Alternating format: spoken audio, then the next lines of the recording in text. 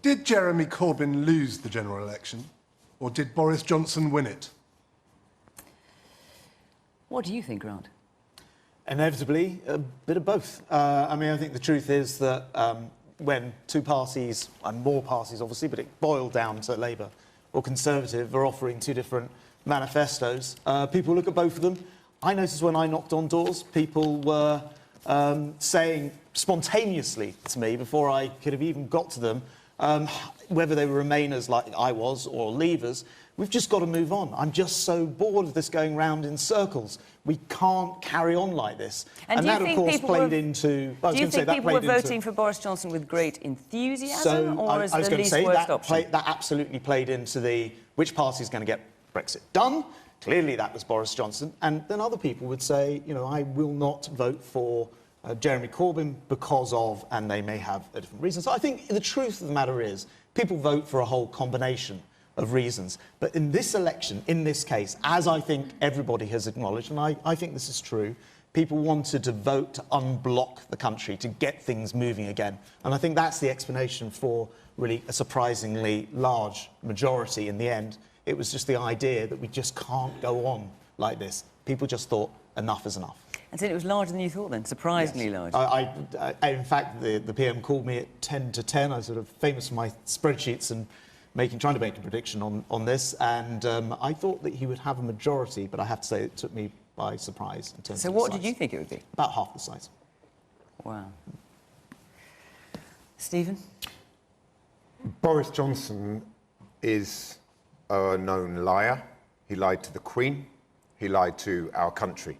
He leads a government that has gutted our public services, has absolutely seen a triggering of and an explosion in child poverty and in homelessness. So how did he win then, Stephen? So I mean, it is absolutely clear this is not a Tory victory. This is a Labour failure.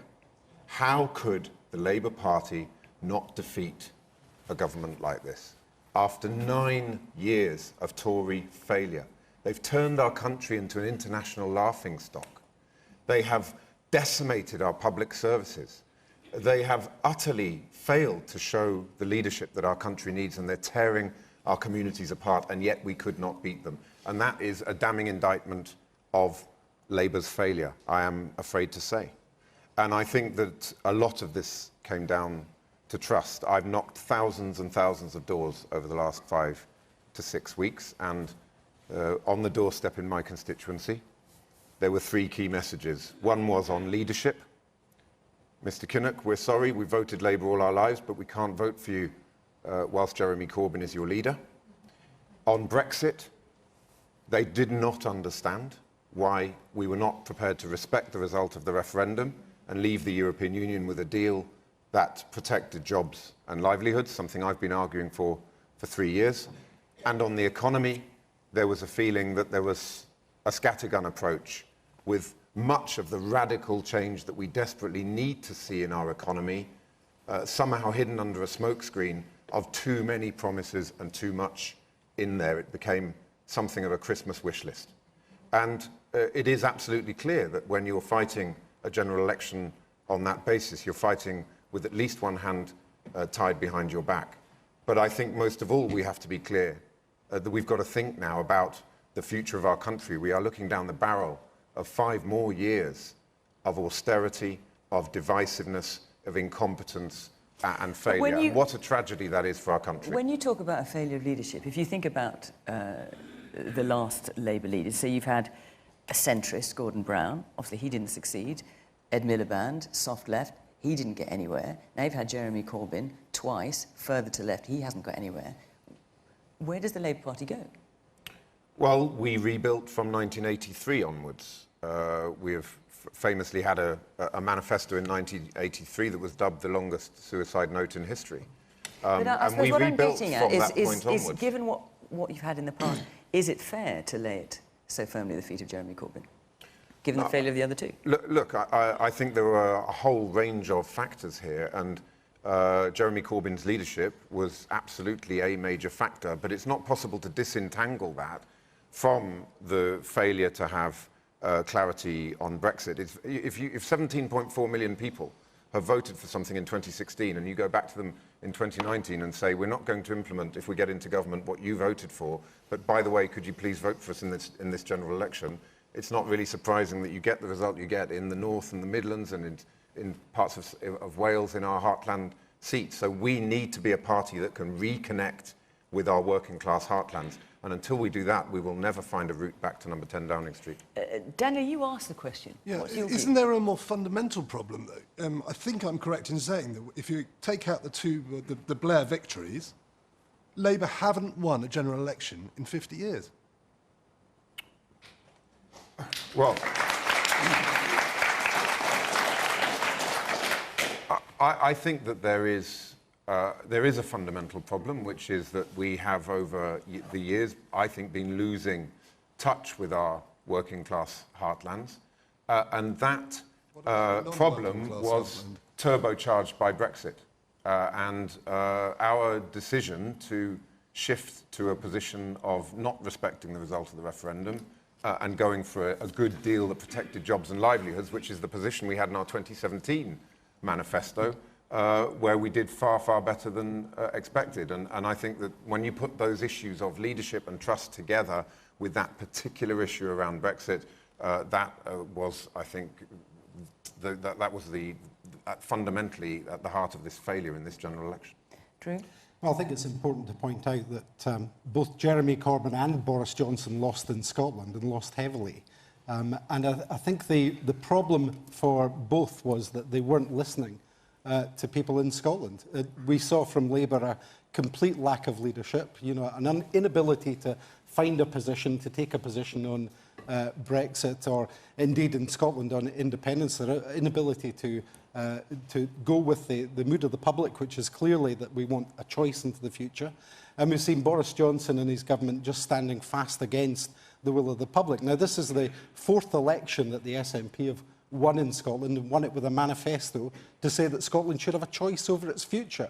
And yet that continues to be ignored by both parties in Scotland. And you can't ignore people, wherever you are in the nations of the UK, you can't ignore people, because that's the way you lose the will, you lose the support of the people, and you lose the ability to represent them. They're just not listening, both of them, but I think the Labour Party have had an absolutely critical problem in their lack of leadership. Okay. Does anyone, yes, because you're being quite suspiciously quiet, and I wonder what's going on here. Oh, hang on, suddenly lots of hands up. Yes, the man here in the coat, yes. To Stephen, I'm a former soldier in the British Army, and I'm offended by your leader's comments, associations with terrorists, etc. You'd have had more chance of winning if you brought your dad back. Yes, the man at the back now. Is it time for Labour to abandon socialism, as it clearly doesn't work in England?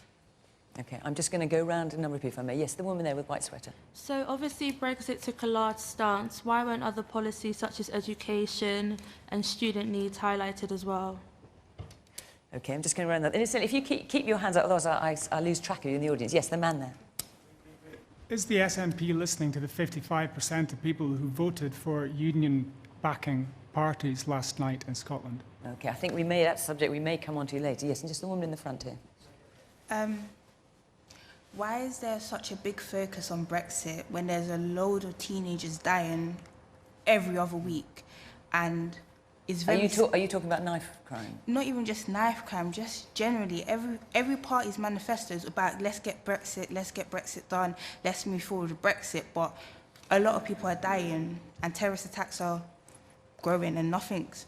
In my opinion, nothing's being done in Labour's manifesto, Conservatives' manifesto. It's just all based on Brexit, and I just don't think it's right. It's not the most important thing to you. Yes, it's the woman there. Yes, you. Me. I think Stephen is completely right when he suggests those three key points as to why the Labour Party lost the election: Corbyn's lack of leadership, a failure of a clear position on Brexit, and a poor manifesto. But he's shying away from the fact that another one of those key reasons is anti-Semitism that's rife in the Labour Party, and the Labour Party need to be honest and clear and have a strong position on getting rid of anti-Semitism from the Labour Party if they truly want to win the next election.